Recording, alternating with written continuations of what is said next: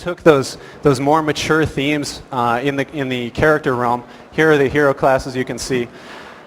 And in Diablo 2, we kind of expanded on that. So with the Diablo 1 heroes, we had some morally gray characters. Well, in Diablo 2, what you see with the Necromancer and the Assassin, I mean, those names right there are downright mean. I mean, in some cases, those could actually be enemies in a game, not just a hero class. And so that's really what we loved to think about was, you know what, this universe is extremely harsh. This is a place that if you're walking down the street, you have the chance to run into a demon or a character or a creature that could kill you at any instant.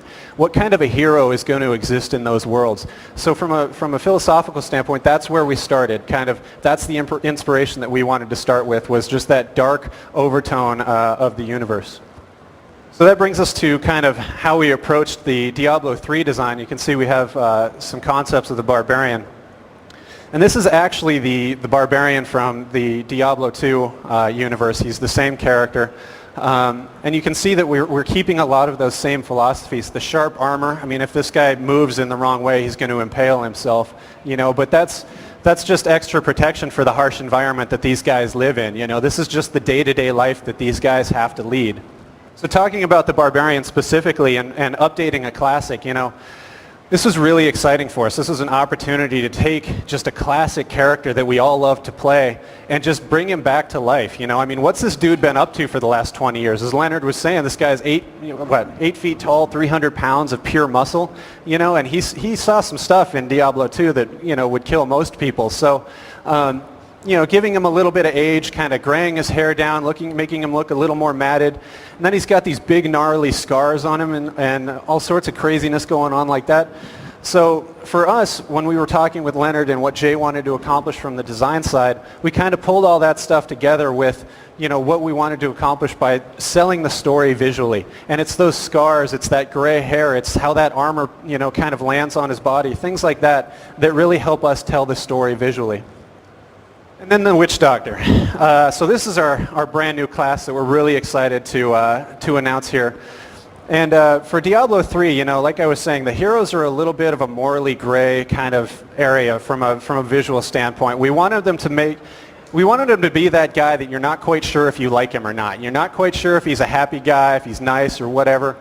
So the Witch Doctor for us is really where we went to town. Like, this guy is basically just a grizzled old, vet. He's been out there. He's been through so many battles. He is just an old man. He's hunched over. He is a great example of a contrast to the barbarian. He's old and frail. This guy is not going to go out there and start smashing dudes over the head with a hammer. What this guy is all about, he's learned the tricks. He's been there. He's been hit in the head. He knows he doesn't like it. So what he does is he goes out there and he says, hey man, I'm just going to mess with their heads from now on. And he starts throwing powders in their face. He starts messing with people's minds so they fight against each other. He summons zombie hordes to fight for himself. And so when we approach this guy, I mean, what kind of a character do you have to be in order to summon a wall of zombies for you? That's what we want. Like, that's his driving force is, I'm protected by the undead, right? But he needed to be different enough from the old classes in like the Necromancer from Diablo 2 and give him a fresh take. So visually, he's much more stunning. He's just this big, vibrant plumes of feathers to scare off his enemies. His face mask is designed in a way to actually be very dark and brooding looking. Even though he's this frail old man underneath, when you see him for the first time, he actually presents this massive kind of structure in front of you because of the extra plumage on his face mask, because of the dark look on the face of the mask.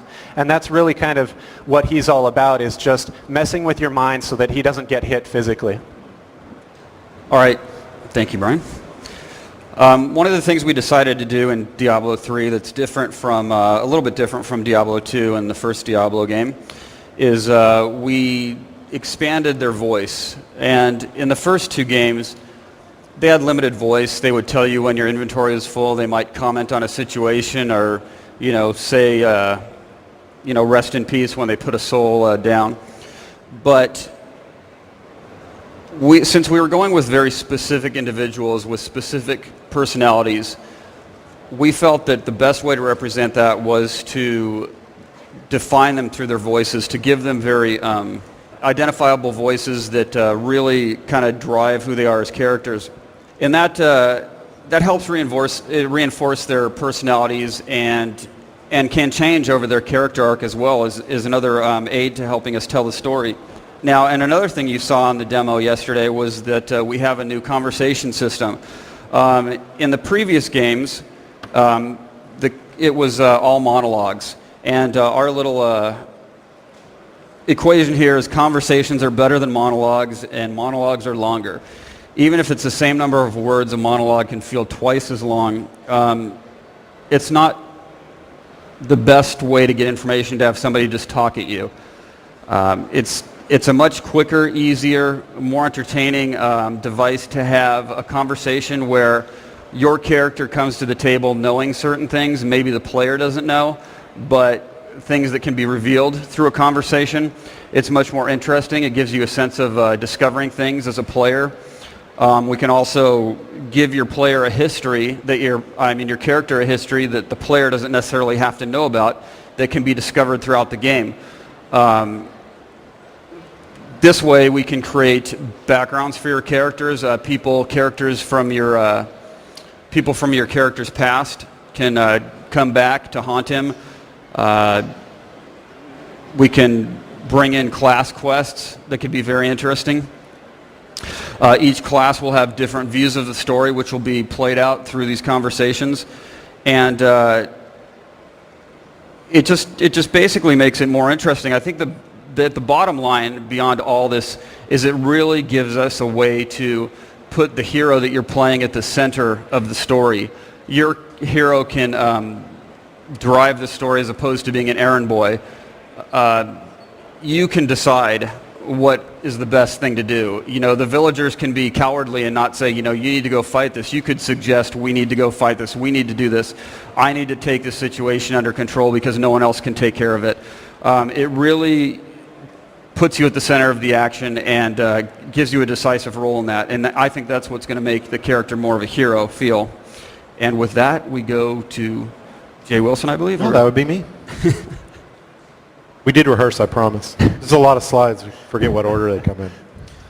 So what I'm going to talk now is the next step in creating a character class, which is what we call signature skills. And essentially, signature skills are where we bring the design and the art together.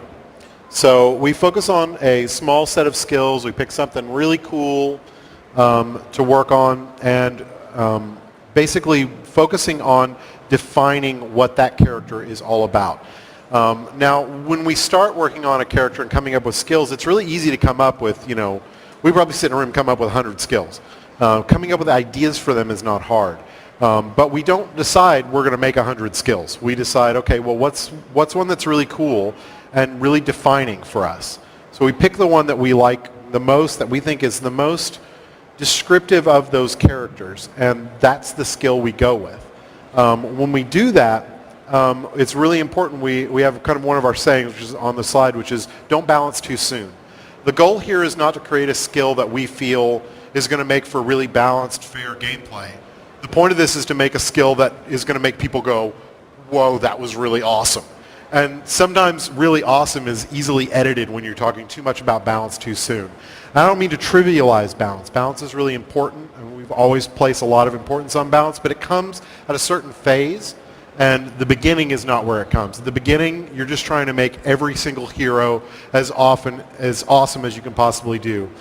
One of the things that actually, kind of a cool thing that happens is as we work on each new hero, we have a little bit of an arms race where the next hero is even slightly more awesome, so then we go back and make the first hero even a little more awesome.